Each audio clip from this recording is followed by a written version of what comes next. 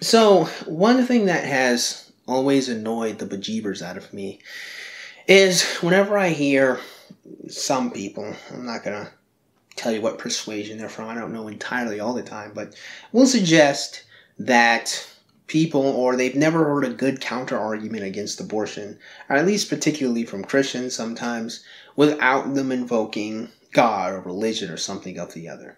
I was watching this video from this one YouTuber that usually talks about like male loneliness, and I do find his thoughts interesting from time to time. It says this, and to preface, I'm not really making this a direct response to him as much as I'm criticizing the idea he lays out, right? So he goes on and he says this. Just to throw my cards on the table, I think that abortion should absolutely be legal. I think the only arguments against abortion relate to the only alleged good arguments or something to do with religion or something that we have some magical soul or something that is obviously BS. There's a near infinite number of children who will never be born. And I'm pretty sure, I'm sure you guys didn't watch it, but I actually made like a 3-part video response to Philosophy2 years ago, actually, on the topic of abortion. And I'm pretty sure I can put together a bit of a montage of his sophistry and him echoing some similar sentiments, as well as him probably shooting out some buzzwords saying that, you know, these people who are actually like pro-forced birth or pro-birth, and they're not actually pro-life, they don't really care about the fetus after it's been born, something or the other. I'm pretty sure I could do that. Let's see if I can do that, actually. I assumed, wrongly, that the pro-life position was always a religious one, because one of its chief supporters is purveyor of high-camp, mild-mannered, evil Pope Francis the Only. And I think I can help by being just a little more precise. Ben is pro-state-forced pregnancy. Maybe we can see why we sometimes fail to persuade, because those who support state-forced pregnancy have conceived a very different kind of argument. What is more important? The life of the violinist, who is definitely a full person, or the bodily autonomy of a conservative radio host held captive by a Tory maniac? If a woman or a trans person with a womb can be forced by the state to use her body to keep someone else alive, it must also be acceptable to force a man to do the same thing. I mean, to suggest that that's not possible without invoking the creator of the universe seems a bit silly to me. I'm going to be honest, seems mighty stupid. I don't think you need to invoke the creator of the universe to suggest that maybe, perhaps, it might be messed up to rip your child outside of your body. Might be. So, here's something that annoys me greatly. I don't typically see people make arguments against abortion like I do. So I'll make some arguments against abortion. And mostly condensed video. And you guys will see that at no point do I need to invoke the creator of the universe to conclude that perhaps, maybe, killing a child inside of your body is probably wrong. Now, first, you may be wondering, why am I so over-specific when I am referring to abortion? Why do I specifically say killing considering the fact that it has to be the choice of the mother in question in order to seek out the procedure, child, the offspring of 2 humans, inside your body, your womb is inside your body where the fetus would remain. The reason why I'm being overly specific about it is to be absolutely clear about what we're talking about. I typically see people love to suggest that no one really cares too much about embryos, or like embryos and blah blah blah. Honestly, I don't really, we shouldn't even concern ourselves with a conversation about embryos to begin with when we're talking about abortions, because embryos are not aborted. It's not the same thing. Done. Dismissed offhand. If anyone were to bring up embryos and just be like, that has nothing to do with killing a fetus inside of your body. Philosophy2 attempted to bring this up then, a couple of years ago. I smacked it offhand. It's pointless. You wouldn't know you were impregnated with an embryo to begin with, right? Yeah, no woman in the history of time and space has ever had an embryo get implanted to her uterine wall and then she's just like, woo! Oh, I'm pregnant now. Oh, all right, okay. All right, I'm pregnant. All right, pregnant. I'm done. Pregnant. Got this. No, if they did, they wouldn't need pregnancy tests. And by the time that you do a pregnancy test, it's not an embryo that is inside of you. And more than that, embryos do not remain single-celled organisms for very long. They begin to rapidly cell divide. Pointless. No point to bring that up. Now, notice at no point did I need to bring up the creator of the universe to suggest that dismissing the conversation about embryos offhand is incredibly critical and necessary and pointless. Because you don't need to. So I specifically talk about abortions in the manner of killing a fetus, your child, because it can't really be anything but your child, considering it came from your egg cell and the father's sperm cell, inside of your body is wrong, because I want it to be clear that I am referring to that procedure. That's why.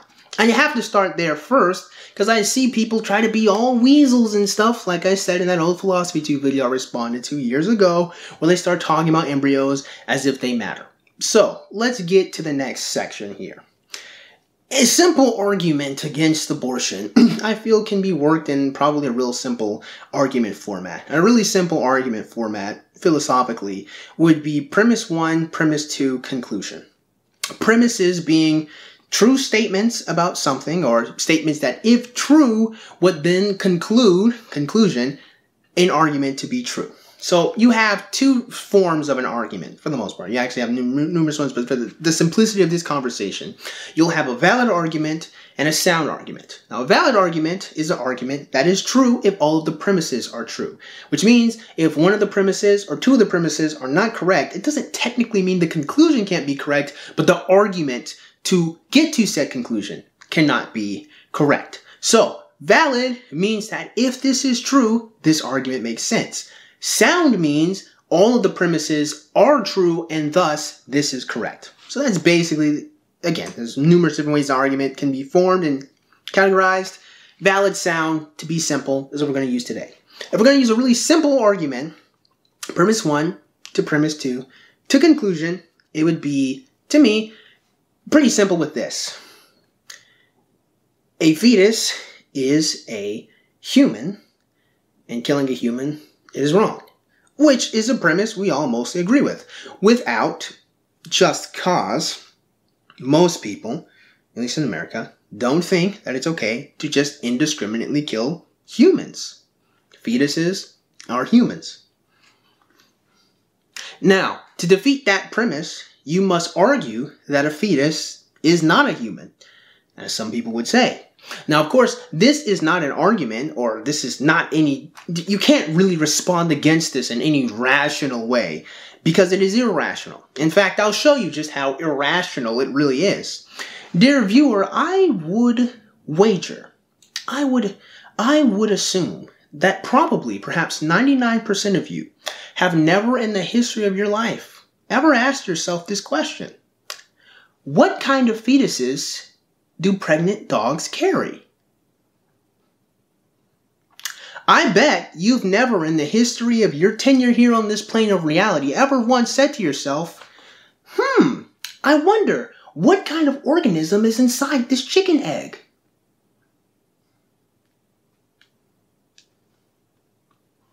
If you've never considered what type of fetus is within the female of a different type of species of animal, then it probably would be easy to conclude, it probably would be easy to say that to then pretend that the fetus inside of a human is not said human is absurd. You wouldn't not call a dog fetus, so how is a human fetus not a human? If we have to add the adjective of it being said human to differentiate it. Now we're just talking about basic language. So you have to argue that a human fetus is not a human. How would you argue as such? I've never seen anyone actually argue it, only assert it. Numerous times. Now, from what I can gather, for the most part, what makes a human to most people who would conclude that a human fetus is not a human are the lived experiences of said human. It's the life that that human led and the experiences that they had. The time invested from it being born to said point now is the sum of what makes it a human. He kind of does something of the other here, right? Attached to you that has never, everything we value about life, everyone wants to equate a fetus with the value of a human life. What are the differences between a fetus that has never been born and an actual human, someone like me? Like, let's see. A fetus, first off, doesn't even know it fucking exists. It doesn't have any idea what's going on in its head. It's in a developmental state. It doesn't know it's there. It's never been in the universe. It doesn't have friends. It doesn't have anyone that really cares about it other than potentially the mother and father and family if they're going to bring it to term. But that's a potentiality thing. Right? Basically, from what I've gathered, they don't ever actually really say human fetuses aren't human, or at the very least, they'll argue that because a human fetus is in its developmental stage, that it's not considered human. I don't know. It's really hard to say because again, it really can't be anything but a human in its developmental stage. But you would have to then argue, because there's no real way to counter-argue the fact that a human fetus is a human by definition. You would have to argue that it is okay to kill said fetus because it has no life or no history invested into it. And as such, we'll kind of loop back down to that argument soon, I guess, one or the other.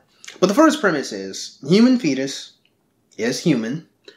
And second would be that it has certain rights granted to it. Now, to defeat this rights granted to it would actually be pretty easy. I might actually need to invoke the Creator. Because from an American point of view, I mean, the ideal of rights is a mostly Christian ideal thought of by the Founding Fathers. And, so, yeah, it is mostly. If you want to argue that it isn't a mostly Christian ideal, good luck, but it is. The problem with this one would actually still kind of shoot any other person that is pro, I guess, choice, you could say, in the foot, is you would have to argue that no humans have any rights at all. The idea of natural rights in and of itself is its own conversation, which would be interesting to have, but, you know, we'll table that discussion for another time. If you want to argue that humans do indeed have a natural right without invoking the need of a creator of the universe, then you could still extend that as a human, that fetus would have said natural rights. And thus, one of those natural rights that you would probably conclude that we humans have without invoking a creator of the universe would be to live. If you can argue that its right to life is then forfeit by the fact that it requires its mother to be, I don't really see how one could conclude that based on the reality of what being a fetus is. It is incredibly arbitrary to say you don't have a right to live because you require another person to live when that is just the nature of existence. In fact, you could then expand that conversation to any child because every child needs its parents to live in one way or another. Now, unless you want to argue that you don't have a right to life because you biologically require another person, you could then still say that about infant children because they need the milk from their mothers, so which is still a part of their body. So it's really hard to be consistent with you have no right to life because you're dependent on another person. Which again, we could then argue that anyone on life support then has no right to life because they're dependent on a machine. So again, I've never seen anyone argue that any person in a coma who requires respiratory aid does not deserve to live. And honestly, I could probably argue that, I mean, any type of surgery would probably revoke your right to live because it would require someone else doing something to your body to help you survive. But no one wants to say that because that would be absurd. Because it is absurd. So, again, the idea of natural rights or God-given rights, I can't use, obviously, because I'm supposed to argue without a creator of the universe, sure. But if I want to argue that we have certain natural rights granted to us, one of those being the right to life, fetuses, being humans, have that. And thus, because fetuses, being humans, have a right to live, abortion is wrong. Now, say you don't like that premise. Let's work with a different premise. Premise 1. Fetuses are humans. Premise 2. They are defenseless and thus require the protection from their parents. Thus, abortion is wrong because it is the complete opposite of protection. It is dead straight killing them. So you would have to argue that parents have no right to their children. They have no right to take care of their child. Now, you can't really argue that earnestly because we have child neglect laws. And you really honestly can't argue that earnestly because nothing else in the history of time and space works that way. Any activity that you do, you bear some responsibility for. If you get into a car accident, you bear some responsibility for it. If you give someone a gift and they like it, you bear some responsibility for it. Positive or negative actions that you do have a result that you have to be responsible to. That's the basis of our law. That's the basis of the functioning of our society. Now, to then say that in every other circumstance, if you get drunk and you hit somebody and you kill them, you just committed manslaughter. In every other circumstance, if you do an action, you are held responsible for it. How then does it become logical or rational that the action of having sex means that you are not responsible to the child that you just created? You couldn't apply that logic to anything else in the world, but somehow we can apply it to the creation of our children. It doesn't make any sense logically. Now again, notice I didn't need to invoke the creator of the universe to say that this is something that's hilariously inconsistent in society, but whatever. Point is, actions have reactions, and we are held responsible for those actions. And thus, because the resulting child is a reaction of two parents working together in one way or another to have said children, they're responsible for it. And because said child is defenseless and needs protection from the parents who are the direct cause of its existence, it's wrong for them to kill it. So, premise 1, fetuses are human. Premise 2, they are defenseless humans that require their parents to protect them. And thus, killing them, the conclusion, in an abortion is wrong. Because it's obfuscating the responsibility parents have to protect their children. Now, notice I did not invoke Thor. I didn't talk about Zeus, Neptune. Didn't need to bring up Dionysus. Didn't need to talk about Surtur the fire giant will smite thee with his great flaming broadsword if you get an abortion. Because you don't need to invoke the creator of the universe. Even if you wish to argue that humans have no rights, which you could, due to the fact that I can simply change my premise to parents, because biologically you would be parents if your child comes to said existence, have some responsibility to raise their child or to protect their child in its most vulnerable and defenseless state, you must then defeat that premise, that parents do not have an obligation to protect their children, or do not have an obligation to protect their children, which does beg an interesting question as to how it's possible to have child neglect laws if that be the case. If parents don't have any responsibility to their children, then why do parents have responsibility to their children in any other circumstance in society? You would then also have to argue that having responsibility for your actions, again, in any other context in society somehow makes sense, but doesn't make sense in the topic of abortion, would be incredible to me. I would love to see the counter arguments there, but I honestly don't think that there are any counter arguments. I'm going to be cocky enough to say that there's probably no way for you to argue that in every other circumstance in the history of time and space, you're held responsible for your actions, except in this one, which requires the creation of another human being altogether. At that point, you're not responsible for said creation. It's only just kind of nice if you do it. Which is honestly a little bit weird that it's just kind of a mercy for your child to live inside of you as a woman rather than the responsibility that you bear for the actions of having sex. Which doesn't necessarily have to be negative in a connotation. It can actually be rather positive because let's not pretend that the vast majority of women actually want to get abortions. But there you go. Hopefully this video wasn't too hilariously long. But to summarize, two simple arguments against abortion are: 1, fetuses are humans, and thus, to premise 2, are granted certain rights, one of those being the right to life, and ending said life is against that principle. That's the conclusion. Or argument 2, fetuses are humans, and thus being the child or the result of 2 other humans, they have a responsibility to protect their defenseless child in its most vulnerable position. Again, notice how I did not need to argue about the potentiality of a fetus becoming a human because it already is said human. It is a human developing because that's just all it can be at that point in time because that's how humans develop. Again, you wouldn't counter-argue that a dog is not a dog because it is a fetus inside of its mother. In the same way, you could not argue logically that a fetus inside of a human is not a human. No one would ever do that because it would be fucking absurd. The point is, parents have some obligation to their children to protect them. And being a fetus, a human in its most vulnerable position, requires you to protect them. There. Easy.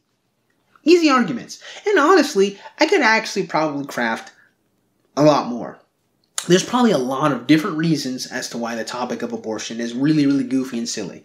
One, for example, is the concept of double murder. Somehow, if you kill a pregnant woman, you've also committed infanticide. How does that work? I don't know, but it's a thing. You could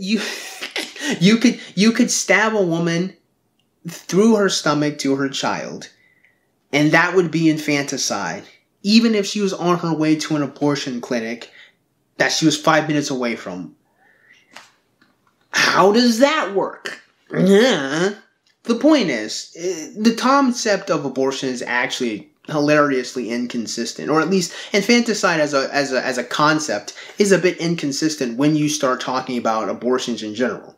The long and short of it is, you don't need to invoke the creator of the universe, or the great fire demon, or not even demon, he was a giant, Surtur, or you don't need to invoke Gilgamesh, you don't need to talk about, Cthulhu, you don't need to invoke any higher power to suggest that a mother probably shouldn't kill her child inside of her.